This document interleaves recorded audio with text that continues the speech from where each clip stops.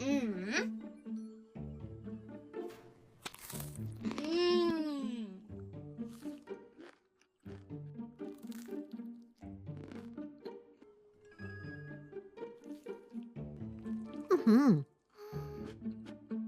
حاسة إن أنا مش متضبطة، بس مش عارفة ليه.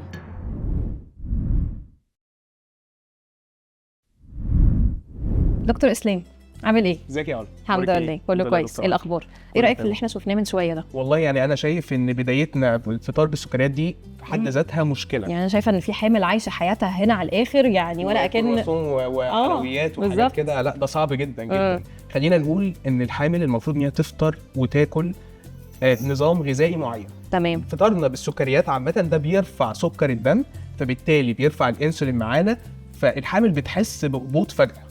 بالظبط. وده من خلال ايه بيظهر؟ بيظهر شراهه للحلويات الدايمه، شراهه للمقليات، الاكل الدايم، وخصوصا كمان ان المشيمه بتقلل حساسيه الانسولين.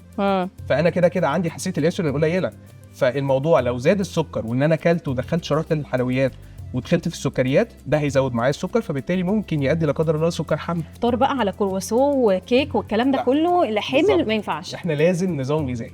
عايزك بقى دكتوره علا تقولي لي ايه النظام الغذائي المناسب للحامل اللي هي تقدر تمشي عليه في رمضان؟ طيب بص يا دكتور، احنا دلوقتي عندنا دايما الحامل لازم تقسم الطبق بتاعها بطريقه معينه، ولازم تعمل له تقسيمه معينه. يعني لازم يكون فيه، يعني احنا دلوقتي هنعمل ريسيبي خطيره كده انت هتشوفها معايا دلوقتي. فلازم الطبق بتاعنا يكون فيه خضار بنسبه كويسه. الخضار دي هي مصدر الالياف بقى، عشان ما يجيلهاش امساك، علشان تاخد كل العناصر الغذائيه اللي هي محتاجاها من الخضار ده. لازم يكون فيه بروتين. يعني مثلا لو احنا دلوقتي هنتكلم على وجبه الفطار بتاعتها، فاحنا بنتكلم ان يكون فيه هاي كواليتي بروتين، زي بيض مثلا، زي جبنه قريش، زي نوع من انواع الجبن اللي هي الحيواني الدهن. طبعا نبعد عن الجبن النباتي على قد ما نقدر. ويبقى في برضو مصدر من مصادر الدهون الصحيه، زي زيت الزيتون مثلا، زي مكسرات، زي حاجه من الحاجات دي. عشان كده انا هعمل لك دلوقتي حته ريسيبي، يعني بجد الحوامل بقى كل العناصر الغذائيه اللي احنا قلناها بالظبط كده. حلو قوي. نفطر بقى على ايه؟ نفطر على ايه؟ طيب الحامل دلوقتي لو افترضنا ان هي حامل كويسه وصحتها كويسه والدكتور بتاعها سمح لها ان هي تصوم عادي مفيش مشكله، من الحاجات الحلوه اللي احنا نفطر عليها التمر. التمر ده فيه عليه خناقه كده كبيره شغاله. لكن التمر لو اتكلمنا على تمرايه ناشفه مثلا، التمر كل ما بقى ناشف كل ما بقى السكر بتاعه اقل، فده حلو جدا. طيب هل بقى التمر بقى يعني بيضر الحامل فعلا زي ما الناس بتقول، ولا هو مفيد للحامل؟ دي بقى خناقه يا دكتور بتشتغل كل رمضان حرفيا. لازم الحوامل يفضلوا طب اكل تمر، لا ما اكلش تمر. التمر من الحاجات الكويسه جدا جدا، اللي بالعكس ده فيه معادن وفيتامينات الحامل محتاجاها جدا.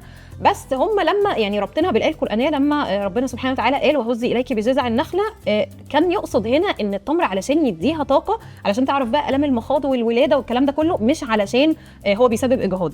فالتمر فيه بوتاسيوم الحامل محتاجاه جدا لو ضغطها عالي، فيه مغنيسيوم، فيه زنك، فيه حديد، في حاجات كلها. مش بيرفع السكر بسرعه، ومش بيرفع السكر بسرعه لانه ما يعتبرش هاي جلايسيميك اندكس. ففي نفس الوقت هو حاجه حلوه قوي لو اخدنا، بس ما نفرطش فيه. فمثلا مش هاكل بقى افطر على 10 تمرات ولا حاجه، هي تمرايه 2 بالكتير قوي. بتاكل اصلا مش بتفطر بس. هي الكولد كاتس الممنوعات جايه لك. انا بقى في الحته دي جايه لك في الحته دي. دكتور قول لنا بقى الممنوعات ايه اكتر حاجه. الحاجه الواحده الحامل لما تيجي خلاص انا عرفت ان انا حامل، فانا في حاجات ممنوع تماما ان انا اقرب لها طول 9 شهور. مظبوط. قول لنا كده. حاجه الكبده دي ممكن لا قدر الله تعمل تشوهات في الجنين.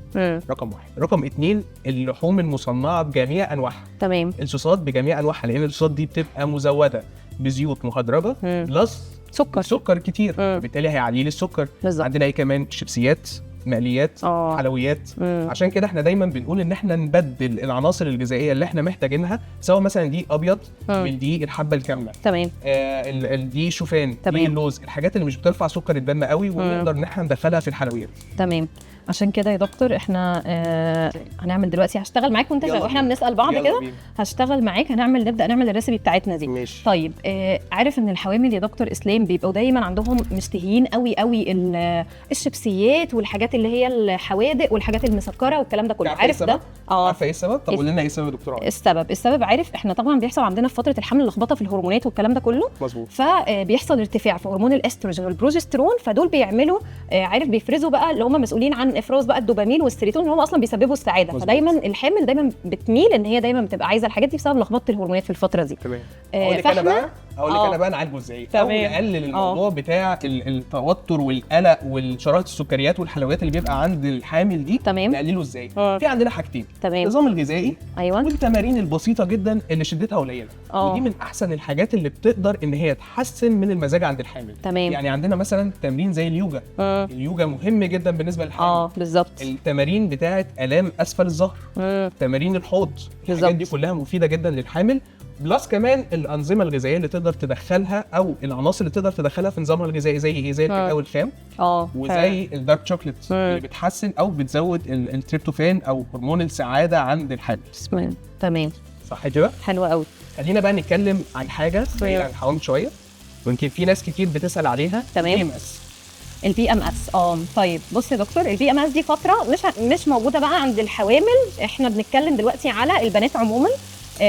بيبقى عندهم فتره اسمها اللي هو البي ام اس، اللي هي بتبقى فتره من 5 ل 10 ايام قبل البيريد. الفتره دي بيحصل فيها لخبطه في الهرمونات، مش نقص في الهرمونات، عشان في ناس كتير قوي بتفسرها ان هي نقص في الهرمونات.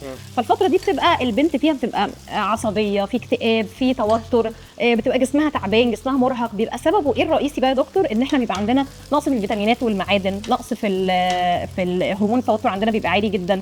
فعلشان نعالج الحاجات دي، من الحاجات اللي هتفرق معانا قوي قوي ان احنا نقلل هرمون الكورتيزول عندنا، ان احنا نحاول نتمرن في الفتره دي.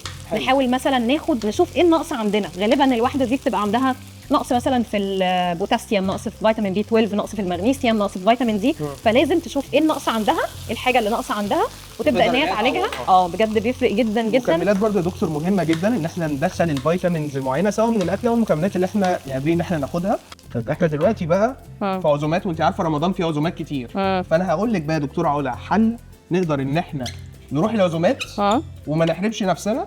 تمام. وفي نفس الوقت ناكل كل اللي نفسنا فيه، بس بكميات محدوده. احنا دلوقتي بنتكلم على الحامل، ان الحامل لو اتعزمت دلوقتي وصايمه والناس العاديه. يعني بالظبط، الناس العاديه او الحامل، لان احنا الاكل اللي احنا هنقوله ده هو اكل صحي. تمام. فاحنا بنجيب ايه؟ الطبق اللي بيبقى قدامنا. تمام. مش لحد ما تقول الطبق انا هحط بقى التوست، عشان احنا دلوقتي قدامنا كده بنبدا ان احنا نعمل ايه بقى؟ بنقسم الطبق نصين. نص للخضار، عشان كده انا مقطع الخيار بالشكل ده. تمام. نحط الخضار بتاعنا هنا في النص، نحط بقى الخس والكابوتشي والحاجات اللي هي سعراتها قليله. وبعد كده بنقسم النص الثاني ربعين. تمام. ربع بنحط فيه البروتين زي ده مثلا. تمام. ممكن مثلا لو احنا عندنا كفته، ممكن مثلا لو احنا عندنا لحوم معينه نقدر ان احنا نضيفها هنا. تمام. والربع الثاني ده اي حاجه احنا نفسنا فيها بقى، بس نبدا بايه؟ الحاجات اللي ما فيهاش دقيق كتير. تمام. الحاجات زي المحاشي مثلا اللي محشيه بالفريك او بالبرغل. تمام. ممكن مثلا نبدا بالجلاش لو احنا ناخد مثلا قطعتين مناسبين. وهكذا اي حاجه احنا نفسنا فيها بنقدر ان احنا ناخدها. طب بمناسبه يا دكتور البروتين، بمناسبه بقى قلب الهرم الغذائي والهرم الغذائي اتقلب والكلام بالظبط. فاحنا لازم الحامل تاخد كميه قد ايه من البروتين. وتبدا بايه في الاكل بتاعها، او هي في عزومه هتبدا بايه؟ الهرم الغذائي بيقول ايه؟ البروتين يا جماعه. احنا تقريبا بالبروتين. فاحنا بنتكلم تقريبا ان 1 من 10 جرام او 1.3 من 10 جرام لكل كيلو جرام من وزن الحامل. مظبوط. بس طبعا لازم نهتم بجوده البروتين بتاعنا، ان هو يكون حاجه هاي كواليتي بروتين، زي مثلا زي ما قلنا البيض، الفراخ، السلمون، الاسماك. الحاجات دي كلها بتبقى مفيده جدا جدا للحامل. طيب بعد كده بنبدا بايه؟ بالخضار. تمام. عشان نشبع. وبعد كده عندنا كمان الدهون الصحيه. عندنا مثلا عين الجمل. بالظبط، هنحطها في الوصفه. زيت الزيتون ممكن نضيفها على السلطه نفسها، بحيث ان هي تقدر ان هي تضيف لي قيمه غذائيه كامله. اتكلمنا كده يا دكتور عن الرياضه او التمارين الحامل. بالنسبه بقى للوضع والتمارين نفسه بيختلف من واحده لواحده على حسب الاشراف الطبي قايل لها ايه بالظبط. بالظبط. بس اهم حاجه ان احنا ما نزودش في شده التمارين. نقلل التمارين بقدر الامكان، ونعمل التمارين اللي فيها ستريتشز. وبنفس الوقت اليوجا مثلا، اليوجا مهمه جدا للحامل. طيب بالنسبه بقى للصيام بتاع الحامل، وده اللي الناس كلها بتسال السؤال ده. الحامل تصوم ولا لا؟ وامتى تصوم وامتى ما تصومش؟ طيب اولا الراي الاول والاخير في الموضوع ده طبيب النساء، هو اللي لازم يحدد هي انت وضعها يسمح ولا لا. عشان في ناس انا بشوفهم مهما كانت تعبانه وعندها انيميا وعندها ضغطها بيوطى والكلام ده كله، تقول لك لا انا ما ينفعش اخد شهر رمضان، انا لازم اصومه. حرفيا انت كده بتدمري نفسك، يعني فعلا بتجني على روح انت حامل فيها الكلام ده كله.